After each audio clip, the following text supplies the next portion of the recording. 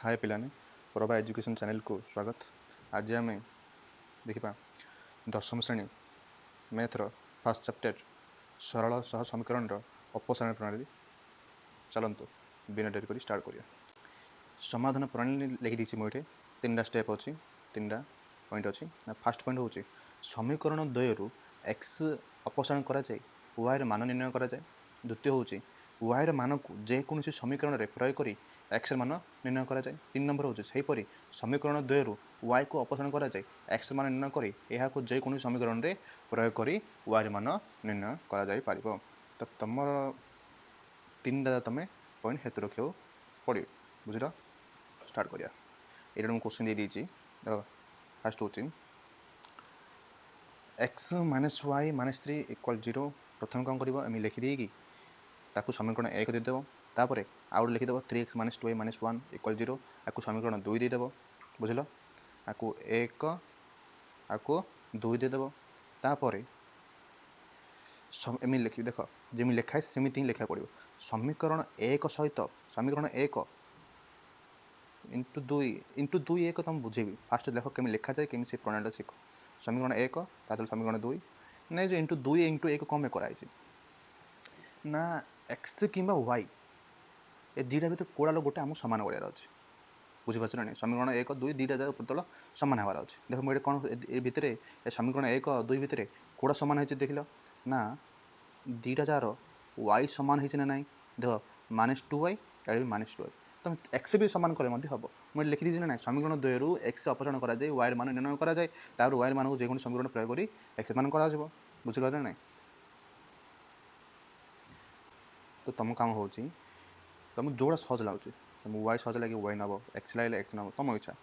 तो मुझे वाई नहीं वाई कौन कराई फास्ट समीकरण कौन अच्छे देख। समीकरण 1 x minus y minus 3 equal 0 अच्छे ना। तल कौन समीकरण 2 कौन अच्छी 3x माइनस 2y माइनस 1 अच्छी हेले ये मु कौन करी देख दुटा जार ये माइनस वाई अच्छे ये माइनस 2y अच्छे।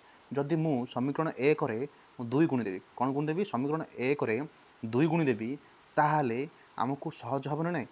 दुटा वाई दुटा सामान करने देख 2 गुण देले कौन हम ना एक्स थे 2 गुण नहींला वाई थे 2 गुण नहींला जो 3 थी 3 थे 2 गुण नहींला के 2x minus 2y minus 6 equal 0 है ना। सेमती तले लिखे किसी ना लिखा पड़े जे समीकरण 2 इंटू 1 समीकरण 2 1 गुण है बोली।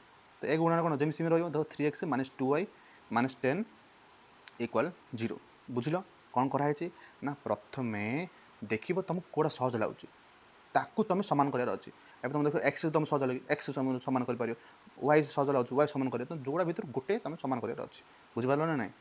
तो ये कौन कराई समीकरण 1 2 गुणन कराई से कौन समस्त 2 गुणन होती ये एक्स अच्छे ना ना ये कौन 2 गुणन 2x है वाई अच्छे ना माइनस वाई अच्छे ना 2 गुणन है माइनस 2y है ये 3 माइनस 3 अच्छे ना 2 गुणन है 6 है बुझल समस्ते।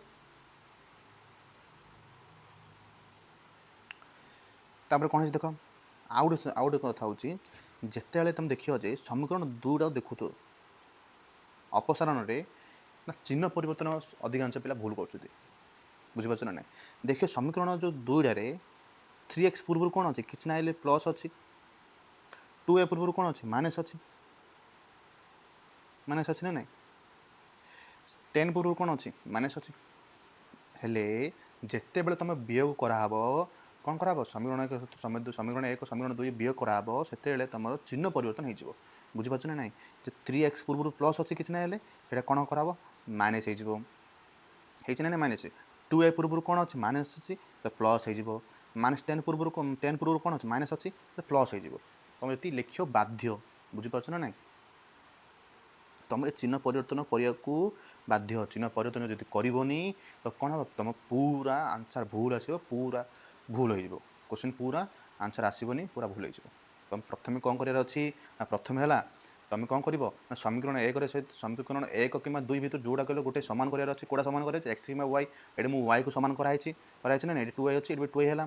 तापर आप काम हो तुम जो समीकरण 2 को देखिए क्या देखिए 2 को देखिकी चिन्ह परिवर्तन कराब ये 3x पूर्व कौन अच्छे प्लस अच्छी माइनस अच्छी प्लस है ये माइनस अच्छी प्लस है बुझल। कौन कराब चिन्ह परिवर्तन कर फेड़ी दियो देख प्लस 2x माइनस 3x के माइनस x एटा कौन कैंसिल है ना -2i प्लस 2i कौन है कैंसिल है 0 कौन फेर ना 0 हम ना -2i प्लस 2i तापर कौन रहा -6 को प्लस 10 केते प्लस 4 बुझिपार ना ना आउ भलसे बुझी दूँ भलसे देख ना तुम सब जो मान चिन्ह परिवर्तन कर पिला आउ गोटे कौन भूल कर सब चिन्ह परिवर्तन कर दूसरी किंतु भावुँ 3x पूर्व प्लस अच्छे से धरिकी आंसर कर 2a -2i पूर्व कौन अच्छे माइनस अच्छी y माइनस को धरिकी आंसर कर दूसरी ना तुम ए तुम क्या धरिकी आंसर कर जो माइनस प्लस प्लस तलटा ये धरिकी तुम कौन कर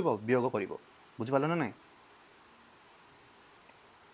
तो केते आसला जो 2x अच्छी ये केते अच्छी -3x आंसर केते -x ना नहीं बुझल ये तो -2 अच्छी ये कौन अच्छी -2y ये प्लस 2y अच्छी केते अच्छी प्लस 2y आंसर 0 ना नहीं देखो ये केते अच्छी ना -6 प्लस 10 अच्छी तो केते हम -6 प्लस 10 केते ना प्लस 4 बुझिपार ना प्लस 4 केमती आसला माइनस प्लस माइनस फेराण कराला तापर किए बड़ 10 बड़ 10 पूरे प्लस इन अच्छी प्लस 4 आला बुझल तो ये ना देख -x आई 0 को 0 अच्छी प्लस 4 को प्लस 4 तो केते ये ना तुम देख ये तुम देख ये -x प्लस 4 इक्वल 0 अच्छे ना नहीं तो कौन है जो एक्स सेकेंड जो प्लस 4 सेकेंड पड़ा कौन है x इक्वल प्लस 4 आसला देख पे एक्स इक्वल प्लस 4 केमती है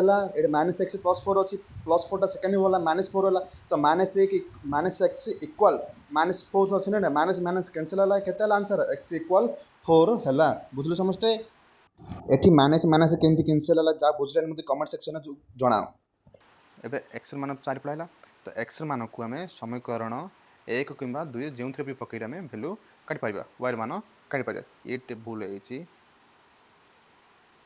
ये से कौन लिखा था ये समीकरण